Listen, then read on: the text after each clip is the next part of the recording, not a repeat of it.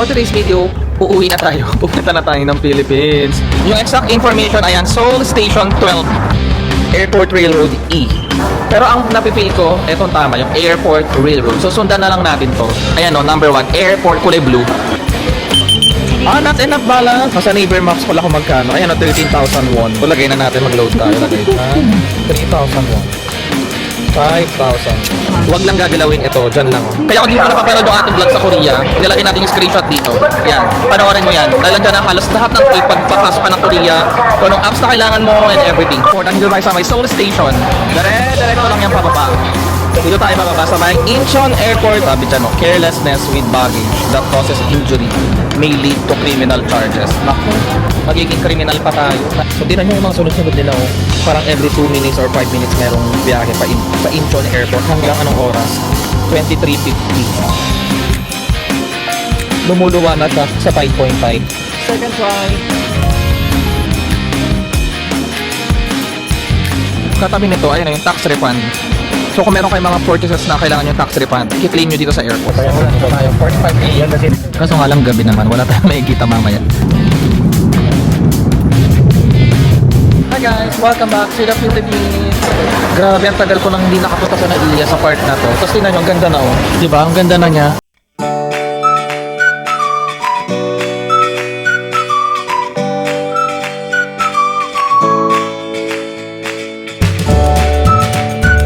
Guys, welcome back to our channel. For today's video, uuwi na tayo. Pupunta na tayo ng Philippines.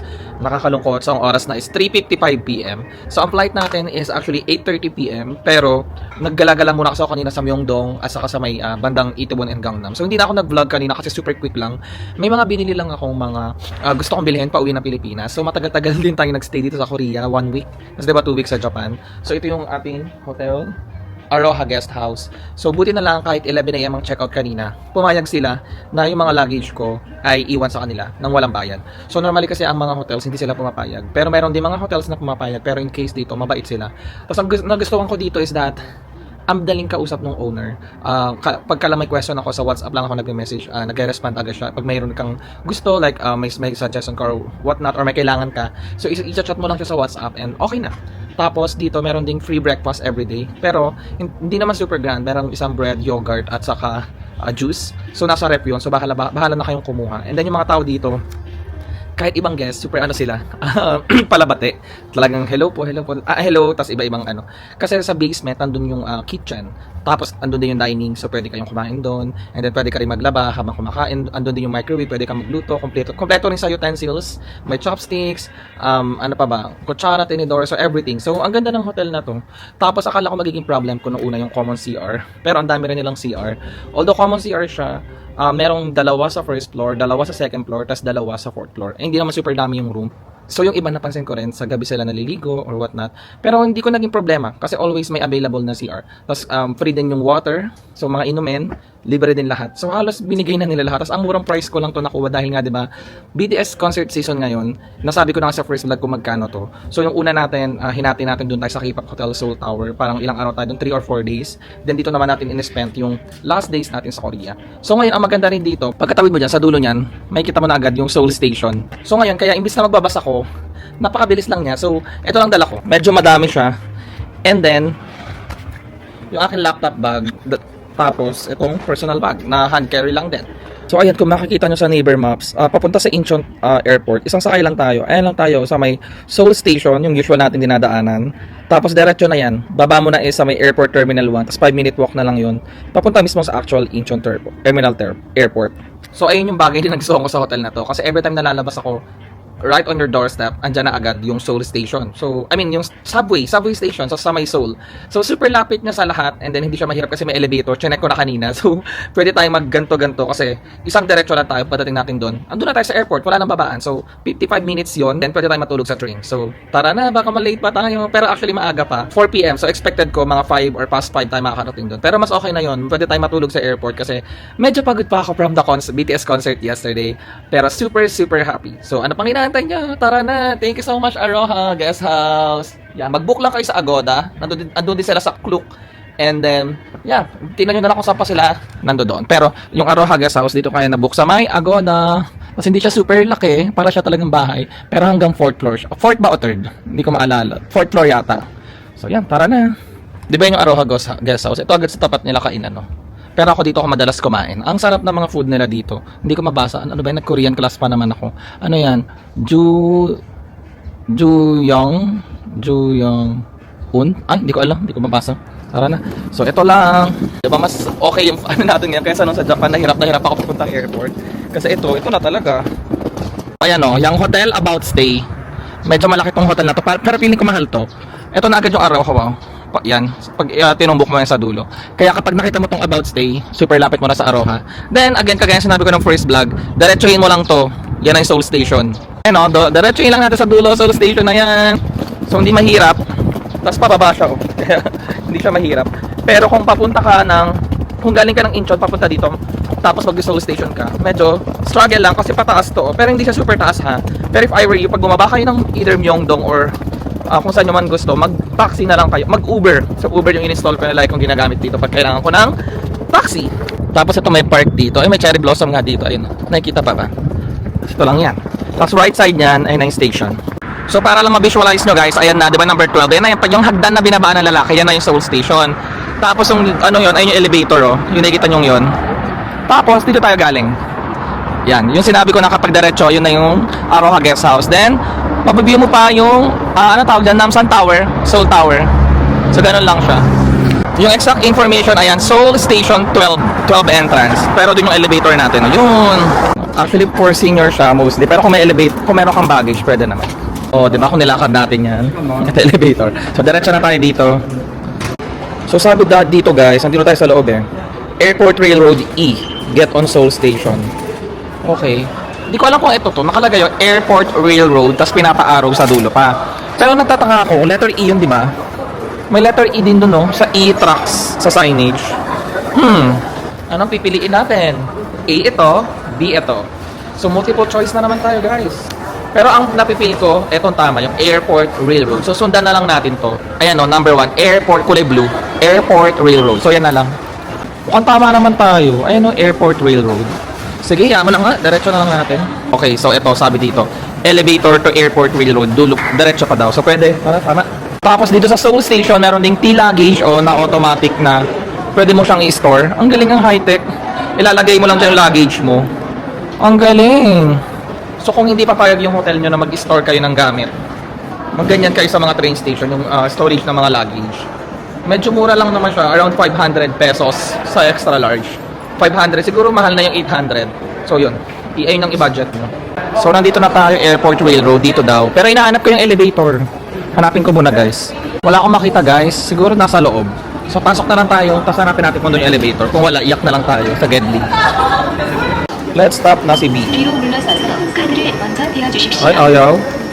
Ay, baka sa kabila. Baka dito. Not enough balance. Hindi pala ako nag-load. Mag-load muna tayo dyan. Nasa neighbor maps pala kung magkano. Ayan, 13,000 won. So, mag-load na tayo. So, roughly 500 pesos siguro yun. Sige, load na tayo dito. So, lagay na natin. Mag-load tayo. Lagay dyan. And English. Hala, free ticket reloading. Ito, reloading. Halatang ayan. Ito na. So, 13,000. Wala. 10. 13,000 won. Yun na lang inano kasi ayoko na sobra dahil nga tayo ay aalis. So, may load pa tayong 600 plus 13. O, magiging 13,600 sobra na yan. Confirm. Ito daw. Ito muna. 1,000. 2,000. Wala, hindi tinanggap. Baka bawal. 1,000 won. Okay, tinanggap. 2,000 won. 3,000 won. 5,000 won. 5,000 won. Ah? So, yan na. Wait na lang natin. So, yan na. From 600, 13,600. Huwag lang gagalawin ito. Diyan lang, oh. Being reloaded na siya. Complete na siya kung gusto mo ng receipt, go. Pero ako ayoko. So, okay na. May 13,600 won na tayo. So, dapat papasukin na tayo. Wala na dapat problema. Let's try. Ilagay si B. Okay. So, initial 1550 muna kinaltas. Kada tap mo, automatic 1550 agad yung binabawas So, ayun yung minimum. So, more or less than, siguro 50 pesos yun sa pera natin. Okay, nakita ko na agad. Airport Railroad. Kasi ito, Incheon International Airport. Terminal 1 tayo eh. So, may elevator din, buti naman. At may escalator. So, tayo na lang mamimili. Yung sa Japan, nagkakaproblema ko minsan kasi madalas yung iba may escalator, pero yung iba wala. Yung iba may elevator, yung iba wala. Pero okay na ako sa escalator kasi ayan lang naman. Tapos meron pa nakalagay, Incheon International Terminal 2, Terminal 1 yung oras. So, tama tayo. Pwede tayong elevator doon. So, dito na lang tayo. Ganun din naman. Yun din, no? Bye-bye, Korea! So, next month, babalik tayo dito. Kaya hindi ako nalagalong nalulungkot. Kasama ko ang ating mga friends dahil yun talagang original Korea plan ko this year. Naisingit lang to dahil nag-concert ang BTS. So, kaya tayo napabook papunta ng Korea. Dahil nandun tayo sa Japan trip natin.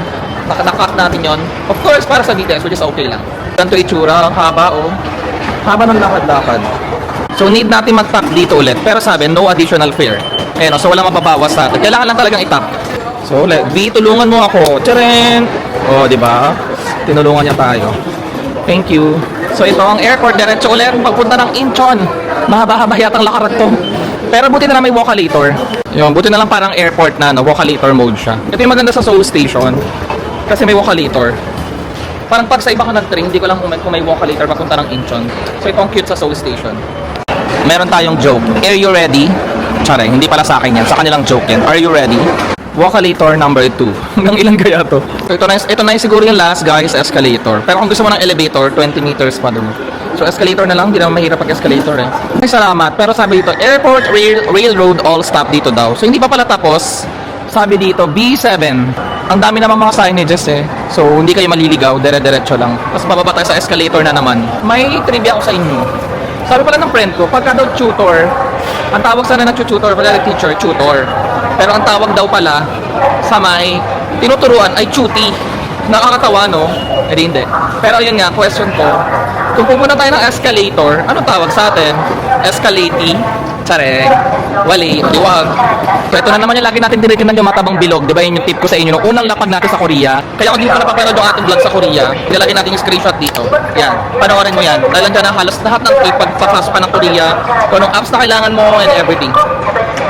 So dito, to Incheon International Airport, andito tayo sa may Seoul Station. Diretso lang yung pababa. Dito tayo bababa sa may Incheon Airport, International Airport Terminal 1, A10. So kung sa 2 ka, kasunod lang yon sa A11. So let's go! Ganito rin pala yung tama. Please keep your baggage behind you. Sa likod mo. Ayan o. Kasi akong ginagawa ko. Ay o, ganyan din naman ginagawa ko. Oh, ba't ko ba kasi dami mali ako? Ganyan din pala ginagawa ko. Unknowingly, ganun pala talaga ginagawa ko. Ganyan o. Ginagawa ko agad. Yan. The reason is because I think sa logic is that para hindi mahulog yung bag mo sa nasa unahan mo. So, ikaw na lang mahuhulugan. Ano? Yan o. Please hold your baggage. Diba? O sa atin nahirapan. Natamaan siya. Nagsa-cellphone lang siya.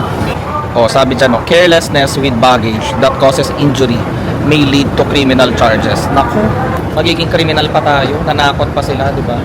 Mukhang isang escalator pa tayo, guys. Ayun tinuturo o. More on escalator pala dito. Ulit, more on escalator of the year. Pero the thing is, muntik na malaglag yung luggage ko, guys. Muntik na ako maging criminal sa Korea. Buti na naman ba ito nasa likod ko, tinulungan niya ako.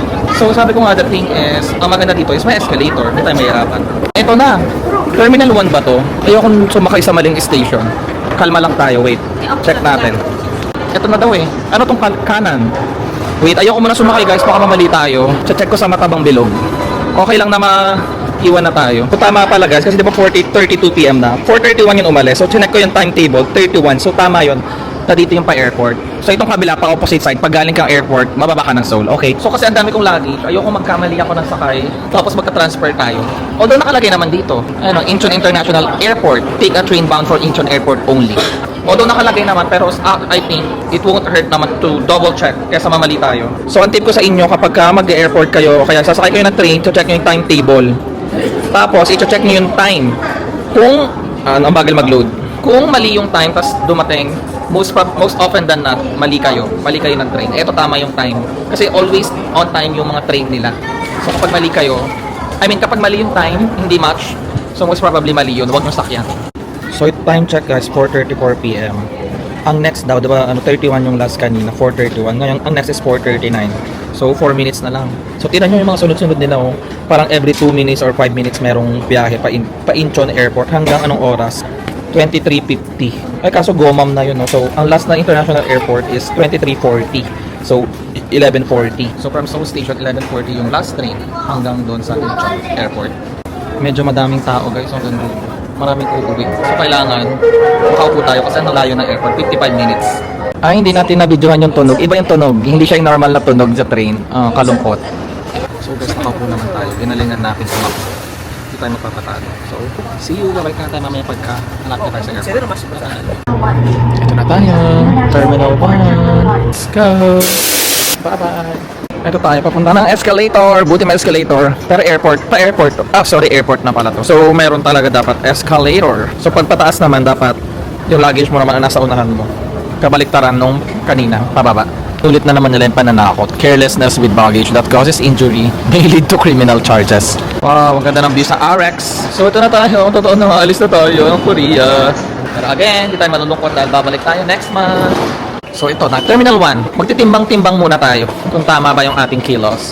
Ito pala dito, mali. Card. So 3,200 yen ang nabawas. Yen, won pala. 3,200. Pero bakit ano pa 8,000 na natitira? Hindi ko maintindihan. Mamaya check ko nga. Wow, ang ganda ng ano mo. K-Culture Museum. Ang cute, no? So minsan, kung matagal pa yung flight mo, pwede ka dyan. Stay ka muna dyan sa K-Culture Museum. Passenger Terminal 1, kailangan umakyat. No? Okay, sige. Pero ginagawa ko unang-una, pag nasa airport na ako, tinitingnan ko yung malaking LED para tinitingnan ko na yung schedule ng mga flights katulad na yung ng ating flight. Tayo ay Philippine Airline pa Manila. Incheon to Manila. Wala akong makitang PAL. Ba't ganon? Feeling ko too early pa, kaya di natin makita yung PAL. Kasi anong oras pa lang, 5:45. Eh yung flight natin, 9 PM pa. So for now, akit muna tayo tapos kain muna tayo dahil hindi pa tayo kumakain. Meron kami kinainan dito last time. Napakasarap nung kanilang jajam yun. Ewan ko kung Terminal 1 or 2 ba yun. Tapos guys, alam nyo, pwede kayo mag-capsule hotel kung super aga nyo dito sa airport. Ayan o. Capsule hotel. Pero tayo hindi natin try yun kasi 8:30 pala yung flight natin. 5:46 na ako. So ang ginagawa na iba, like kunyari, red eye flight sila. Like ang flight nila is 6 AM. Eh wala nang train nun, mga ganong oras. So ang ginagawa nila, gabi pa lang, nagpupunta na sila dito sa airport. Then, napupunta sila sa mga capsule hotel dito sa Seoul. Dito sa Incheon Airport. Kaya, ganun yung idea yung mabibigay ko sa inyo if ever na red eye flight yung flight nyo, like 6 AM, 4 AM, or kung gabing-gabi man, so ganun ang gawin nyo. Sa pagkakaalam ko, less than 1,000 pesos yung 24 hours dyan. So, pwede na rin yun. Ng escalator nila, walang steps. Diretso lang pataas. Ayun yung museum nila. Hindi na natin pinuntahan. Kasi more on LED lang naman din siya. Pero yan, tingnan nyo, panoorin nyo. Number 1, number 2. Saka super liit lang yan. Yan, pero kung marami kayong time, pwede kayong magpunta. Ayan lang siya, okay, Culture Museum. LED na para kang nasa loob. So, lalakad pa pala tayo, Terminal 1, no? Ang ganda ng airport ng Korea, no? O, dito tayo sa Terminal 1 pa lang to. Tapos dito, pwede ka na mag-kilo-kilo ng bag. Ay, dito ko nagagawin yung kilo-kilo. Nag-add kasi ako sa PAL ng baggage kasi nga sumobra yung dala ko. So, tinan natin kung kakayanin. Oh my God, kulang pa. 25 kilos lang kasi yun eh. 26 tayo, magbabawas tayo. Pa-transfer ko yung iba dito. Buti na lang yung hand carry ko is 4.8 lang. So, hanggang 7 kilos kasi yun eh. So, yung iba, nilipat ko dito.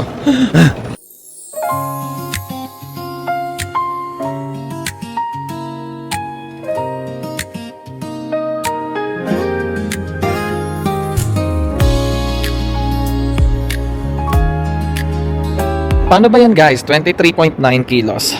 Pero wala nang space yung HVAC. Pwede ko panlagyan. Pero ito kasi bag na to, hindi kaya nito yung 7 kilo eh. Try natin kung ilang kilo to. O, 5.5 pero lumuluwa na siya sa 5.5. Second try.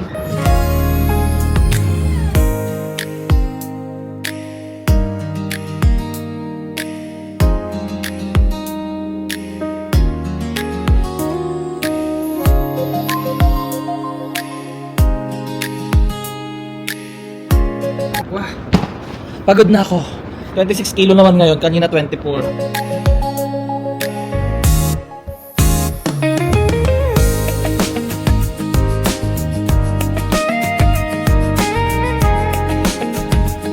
So, 24.8. So, ang bigat ng HBAF. Grabe, no? Okay, so ito na lang ang problema ko kung paano siya pagkakasyahin. Dapat pala next time malaking hand carry bag, no? Kasi hindi nito kaya yung 7 kilos. Okay, so ito magaan to. Ay, kaya naman pala nga, siksikan lang, 6 kilos, so 1 kilo na lang kulang. Yun nga lang medyo putok na siya. So laban na, napag-divide ko ng ating mga gamit. Tapos yung ibang gamit, nilagay ko dito sa may laptop bag. Laptop naman to, hindi naman siya tinitimbang. Pero konti lang naman yun. Dahil itong jacket isusuot ko na lang dahil mabigat to. Ayan o. So buti na naman information dito. Kasi wala akong makita dito ng Philippine Airlines. Kasi ano, FGA saka AE dyan. Dyan daw pupunta. Walang Philippine Airlines. Dito, wala din. Pero tinanong ko tong counter, Philippine Airlines, dito raw sa letter M. JN dito eh. J to N. So letter M. Okay guys, dito tayo sa PAL. Letter M daw. Ay, M ba o N? N yata. Hanapin na lang natin dito. Ay, sino to? Si Beyond Wosok. Ba't kanina si Kim Ming yung nakita ko na Beyond Wosok? Ay, timbangan pala yan. So okay na ako. Natimbang na natin ang dapat nating timbangin. Hanapin na lang natin ang Philippine Airlines. Bakit wala pa rin ako makita ang Philippine Airlines? Or baka super aga pa ba? Kasi 8:30 tayo eh, yung flight. Pero 6:13 PM na eh, dapat nandyan na eh. What's happening? Ayun, nakita ko na ito. Ang liit niya. 2030 PRP03 Manila M23 to M35. So kapag ganun guys, ang gawin nyo, picturean nyo para magiging reference siya mamaya kasi hanggang sa makapasok kayo yung kailangan nyo. Pero doon naman tayo sa number M. Letter M pala, sa dulo pa. Tapos doon yata yung masarap na kinain namin sa food court, yung masarap na jajam yun. So for now, mag-check-in muna tayo para at least wala na tayong problema. Para mamaya, kain-kain na lang tayo. Ay, salamat, nakita ko na Philippine Airlines M23 to M24, 25, 26 hanggang dulo na. Okay. So, dito tayo. Nag-start na yung sa may PAL. Buti na lang. Ayun, no? Medyo mahaba ang pila. Wow. So guys, nailagay ko na ang ating luggage na i-check-in na natin. So, hindi sila mahigpit sa akin. Ba't kaya? Ano tawag dito? Kasi nakita ko yung iba, ang tagal, tapos pati yung yung hand carry baggage, tinitimbang. Yung sa akin hindi tinimbang. Or baka kasi halata namang napakaliit lang. Ayan, no? Nakaya naman. So, dito, pagkadating nyo sa CR, katabi nito, ayun, yung tax refund. So kung meron kayong mga purchases na kailangan yung tax refund, i-claim nyo dito sa airport. Usually kasi kapag sa Korea, no, hindi nila upfront binabawas yung tax. Unlike pag Japan, pag namili ka doon, automatic binabawas na yung tax. So pag naman Korea, kailangan mo talagang pumunta sa airport, doon mo pa i-claim yung tax refund. So kailangan meron kang resibo, kompleto yung documents mo kapag mag-claim ka ng tax refund. So alam ko dito tayo mamaya papasok. Pero for now, akit tayo sa second floor dahil kakain muna tayo. Dahil anong oras pa lang naman? 6:30? 6:47 na pala. Pero okay lang, medyo matagal pa naman tayo. Kasi ang boarding time pa naman natin ay 30 minutes from now. So dito lang tayo sa second floor, kain muna tayo. Wow, ito na. Excited na ako kumain, gutom na ako. Picture ng kanilang food court. Alam ko dito nga kata kami namili noon. Masarap yung, ay hindi ito. So dito nga yata kami kumain doon sa Food Empire. Ayun o, Food Empire by Our Home. So in-order ko yung letter C. Na yun, jajam yun. Single 9,000 won. Pag 15K may kasamang side dish, okay lang ako na single. Umorder lang din ako nitong letter A number 1, yung may pork cutlet. Ang total bill natin ay 91,500 won. Tayo, order number 1325 saka 1326. Ipinlash na sa screen na ready na, so kukunin ko na. So ito na ang ating jajam yun, legit na jajam yun. Wala pa isa nating order, so kainin muna natin to. Kainin na natin ang jajam yun ng bayan. Ito yata talaga yun. Hindi ko alam kung dito kami kumain, parang ito yun. Ito lang yung may jajam yun dito eh. Quail egg ang unahin natin.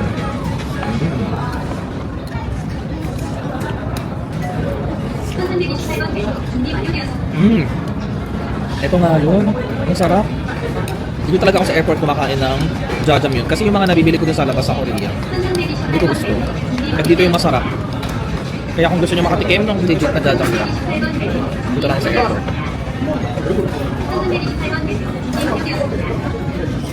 Andiyan yung isa nating order. 325. Parang tatlong restaurants ata yan, no? Tapos isa lang yung counter nila. I don't know. Guys, sobrang laki. Hindi ako na-inform. Kasi ito yung parang suba sa usawan. Ang laki niya, parang isang kamay na. Mauubos ko kaya to. Akala ko konti lang. Kaya ating ubusin, sayang. Ito naman tayo sa jajam.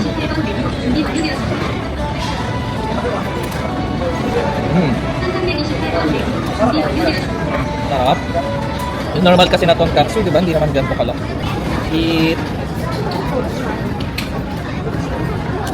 Try natin yung tonkatsu na jumbo. Ano to, soup ba ito? Soup nga. Sarap na soup. Ang creamy niya. Ayan o. Sobrang creamy. Grabe yung tonkatsu. Sobrang laki talaga. Ito na yun.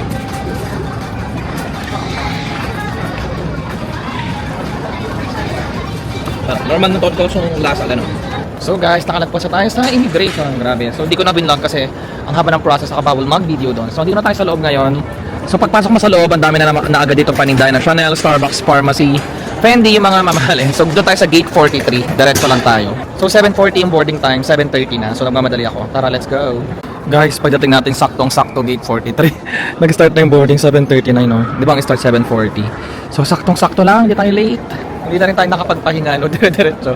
Pero it's okay kasi kumain naman tayo, medyo nakaupo tayo doon. Pupunta na talaga tayong Pilipinas. Medyo mahaba na yung pila natin, guys. Late kasi tayo.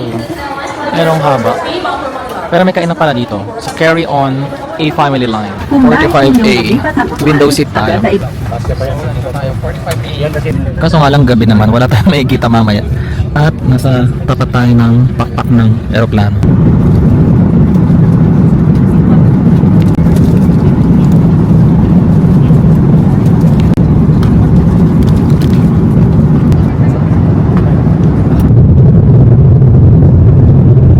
Hi guys! Welcome back to the Philippines!